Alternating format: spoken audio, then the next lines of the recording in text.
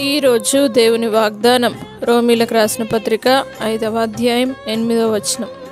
దేవుడు మన ఎడల తన ప్రేమను వెల్లడిపరచుచున్నాడు. ఎట్లనగా మనం ఇంకనూ పాపులమై ఉండగానే క్రీస్తు మన కొరకు చనిపోయెను. నా ప్రియ సహోదరి సహోదరులారా, దేవుడు తన ప్రేమను మన పట్ల వెల్లడిపరచుచున్నాడు. ఈ లోకంలో ఎవరునూ చూపని ప్రేమ ఆయన నీ పట్ల చూపాడు. నీ తల్లి నిన్ను మర్చిన, నీ తండ్రి నిన్ను విడిచిన, ఆయన నిన్ను విడివని దేవుని వాగ్దానం సెలవిస్తూ ఉన్నది. మనం ఇంకనూ పాపులమై ఉండగానే ఆయన మన కొరకు చనిపోయాను అని దేవుడు సెలవిస్తూ ఉన్నాడు. దేవుని వాగ్దానంను బట్టి ఈరోజు మిమ్మల్ని మీరు అప్పగించుకోండి. మీరు ఎవరైనా సరే దేవుని యొద్దకు పరిగెత్తుకొని రండి. మీ పాపములను దేవుని ఎదుట ఒప్పుకోండి.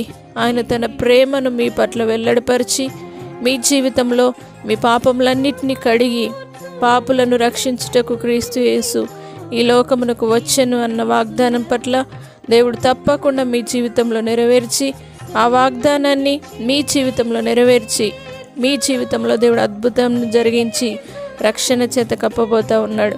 ఈ లోకంలో ఎవరు చేయని త్యాగాన్ని ఆయన నీ కోసము ఆయన ప్రేమను వెల్లడిపరిచారు. కాబట్టి మీ పాపంలో నుండి మీరు బయటికి వచ్చి పరిశుద్ధతలోనికి నడిపించబడండి.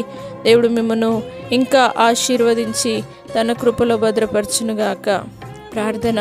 పరిశుద్ధుడా, నమ్మదగిన దేవా, మా ఎడల మీరు చూపిన ప్రేమ గొప్పది ప్రభువా.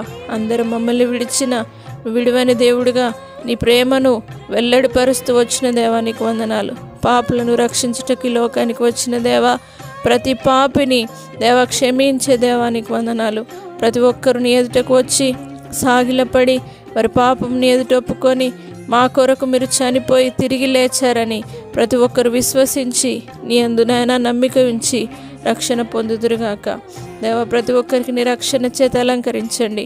అతి ముఖ్యంగా ఎవరు చూపించలేని ప్రేమను మీరు ప్రతి ఒక్కరి పట్ల లోక పాపములను మోసుకొని పోయే గొర్రె పిల్లగా ప్రతి పాపాన్ని మోసుకొని ప్రతి ఒక్కరి జీవితంలో విడుదలిచ్చినందుకు నీకు వందనాలు. క్షమాపణ ఇచ్చినందుకు నీకు వందనాలు.